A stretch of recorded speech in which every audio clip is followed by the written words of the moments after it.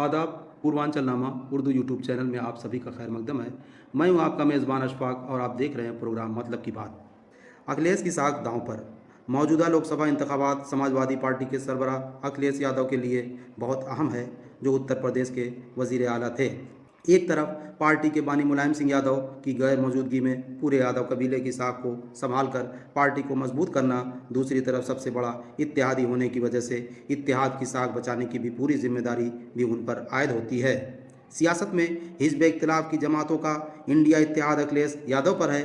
सियासी माहिरीन का ख्याल है कि इन वजूहात की वजह से अखिलेश यादव इस बार लोकसभा की सियासी लड़ाई से बज़ाहिर खुद को और अपने चचा शिवपाल यादव को दूर रखना चाहते थे।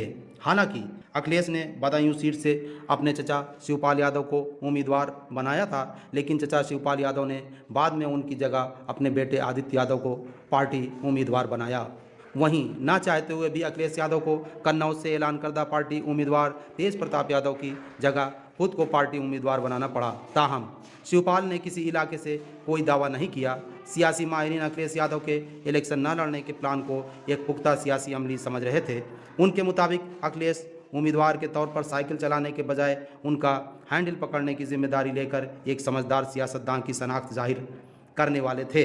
लेकिन कहा जाता है कि सियासत में ना चाहते हुए भी कई काम करने पड़ते हैं, जैसे धर्मेंद्र यादव, अक्षय यादव, डिम्पल यादव, आदित्य यादव और अखिलेश यादव इंतखाबी मैदान में हैं।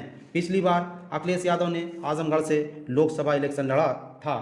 अखिलेश ने इलेक्शन जीत लिया था, लेकिन उनकी बीवी डिम्पल यादव जो कन्नौज से इलेक्शन लड़ रही थी, को इलेक्शन में शिकस्त का मुंह देखना पड़ा। ऐसा तब हुआ जब इंतखाब में सपा के साथ बसपा का इत्तेहाद था। इन्हीं सब तजुर्बों की वजह से अखिलेश ने इंतखाबी मैदान से इस बार अपने को दूर रखते हुए पार्टी के इंतखाबी मामलात को बेहतर करना चाह रहे थे।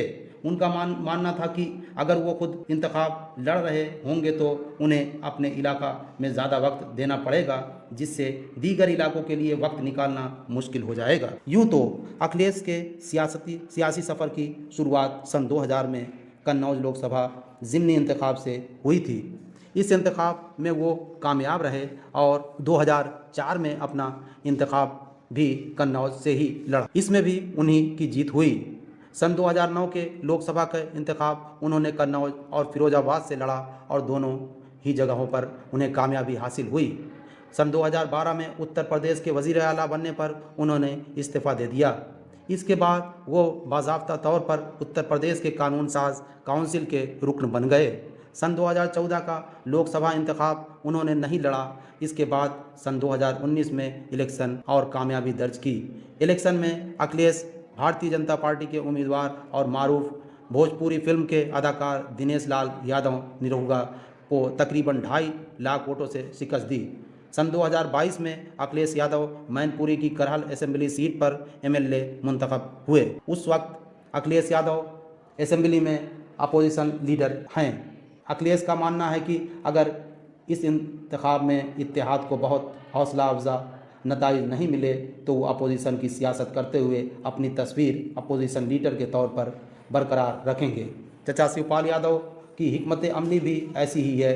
वो अब पार्टी के अंदरूनी फोरम में तंजीमी जिम्मेदारियों को बखूबी निभा रहे हैं। इसी वजह से बदायूं में उम्मीदवार के तौर पर मैदान में उतरने के बाद उन्होंने अपनी उम्मीदवारी वापस ले ली और अपने बेटे आदित्य यादव को मैदान में उतारा।